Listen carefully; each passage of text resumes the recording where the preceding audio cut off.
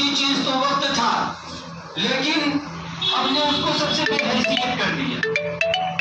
کیا ہے کہ نہیں کیا؟ میری بات صحیح ہے. ہم لوگ وقت کو برباد کرتے نہیں کرتے، چاہے مرد ہو چاہے عورتیں ہو، چاہے لڑکے ہو چاہے لڑکیاں ہو، ہے نا، چاہے نوجوان ہو چاہے بوڑھا ہو، ہر کوئی وقت کو برباد. بوڑھے لوگ کیسے وقت کو برباد کرتے ہیں؟ کوئی کام دھام تو ہے نہیں، کمانا دھمانا نہیں، چائے پہ ہوٹل پہ بیٹھ جائیں گے، 5 روپے کی چائے پیئیں گے اور 50 جھوٹ جب تک بول نہیں لیں گے تب تک وہاں سے اٹھیں گے نہیں. ایک تو جھوٹ بولیں گے، دوسرے کی غیبت کریں گے، اور دوسرے کیا کریں گے؟ اپنا سب سے قیمتی سرمایہ وقت کو ضائع کریں گے، برباد کریں گے. حالانکہ وہ وقت جو ہوٹل پر گزار رہے ہیں وہی وقت اللہ کے گھر میں بھی گزار سکتے تھے. یہاں بیٹھ کر دوسرے کی غیبت کر رہے ہیں، اللہ کے گھر میں بیٹھ کر اللہ کی عبادت بھی کر سکتے تھے. یہاں بیٹھ کر وہ اپنے اوپر گناہ لازم کر رہے ہیں، اللہ کے گھر میں بیٹھ کر ثواب بھی حاصل کر سکتے تھے. لیکن ہم نے اس کو کیا کیا؟ ہم نے اس کی طرف توجہ ہی نہیں کی. ہم وقت کو صرف برباد کرتے. اور جبکہ دوسری طرف یہ چیز بھی ہے کہ کسی کو کچھ بھی پتہ نہیں کہ اس کا وقت کب تک ہے، کتنے دن تک وہ زندہ رہے گا، پتہ نہیں ہے. دلوں کی یہ دل جو ہمارے سینے کے اندر دل دھڑک رہا ہے، کب اس کی دھڑکن بند ہو جائے کسی کو پتہ ہے؟ یہ ہاتھ پاؤں میرا جو حرکت کر رہا ہے آپ لوگوں کا، اس کی حرکت کب بند ہو جائے کچھ پتہ ہے؟ یہ چہرے کی چمک دمک، یہ آنکھوں کی روشنی، کانوں کی سماعت، یہ کب ختم ہو جائے کچھ اندازہ ہے؟ کسی کو نہیں پتا. جب تک یہ چند سانسیں اس ڈھانچے کے اندر باقی ہے، انسان کو اختیار ہے، چاہے تو وقت کو قابو میں کر کے اس دنیا کو راضی کر لے، اور چاہے تو دنیا کے بنانے والے کو راضی کر لے. تو کس کو راضی کرنا چاہیے؟ دنیا کو راضی کرنا چاہیے کہ اس دنیا کو جس نے بنایا اس کو راضی کرنا چاہیے؟ کس نے بنایا دنیا کو؟ اللہ نے بنایا. تو اللہ کو راضی کرنے کے لیے وقت گزارنا چاہیے. یہ کب معلوم ہوگا پتہ ہے؟ جب انسان کے جسم سے روح نکل جائے گی.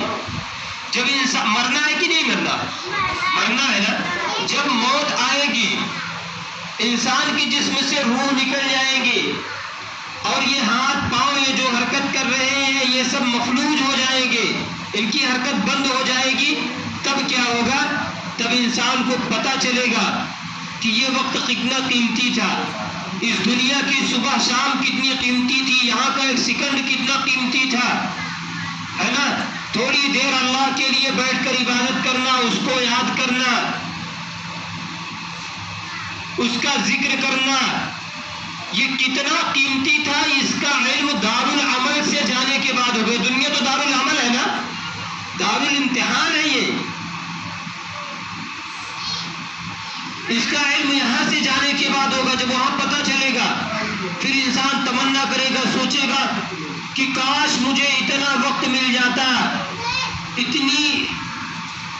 اتنا ٹائم مل جاتا کہ میں ایک مرتبہ کلمہ طیبہ لا الہ الا اللہ محمد رسول اللہ پڑھ لیتا، یا اللہ کو راضی کرنے والا اور کوئی کام کر لیتا. جب اس کو پتہ چلے گا کہ دنیا کے اندر سبحان اللہ ایک مرتبہ کہنے کی قیمت کتنی ہے، تو پھر انسان افسوس کا ہاتھ ملے گا. جیسے جب انسان کو کوئی قیمتی چیز چلی جاتی کیا کرتا ہے؟ ایسے ہاتھ ملتا نا، اللہ کیا ہو گیا، اب کیا ہو گیا، ایسے ایسے کرتا. تو ایسے افسوس کے ہاتھ ملے گا وہاں پر.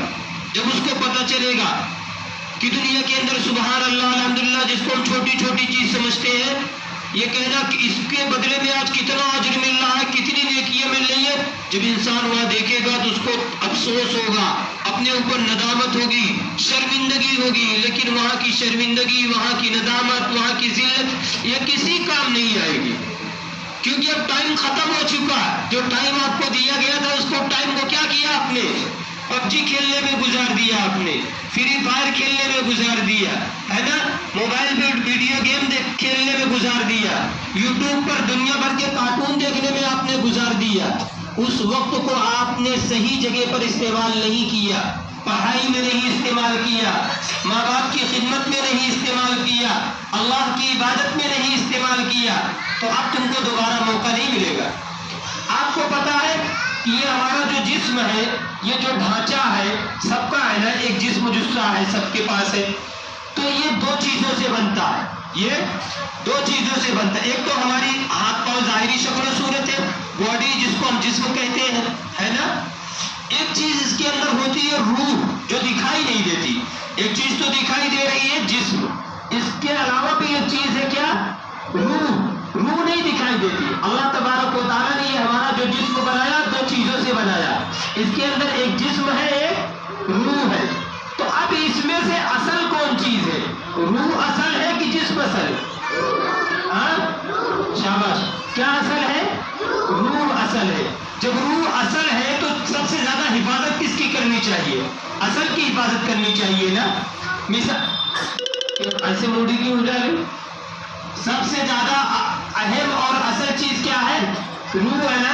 تو روح کی حفاظت کی جائے گی۔ جیسے مثال کے طور پر دیکھو، پہلے زمانے میں سواری ہوتی تھی، آج کل تو گاڑی ہوتی ہے۔ پہلے سواری ہوتی تھی، آدمی کس سے سواری کرتا تھا؟ گھوڑے سے، اونٹ سے، کھچر سے، گدھے سے، ان چیزوں سے سواری کرتا تھا۔ ایک جو اس کی مثال دی جاتی ہے روح اور جسم کی، اس کو میں سمجھا دوں، تھوڑا توجہ سے سنو، بات بہت قیمتی بتا رہا ہوں۔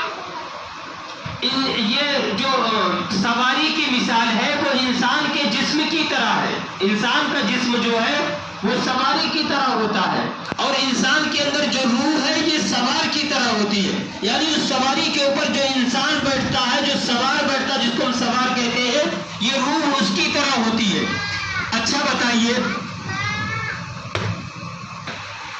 سردی سے بچنے کے لیے خود اپنی حفاظت کرے گا یا سواری کی کرے گا؟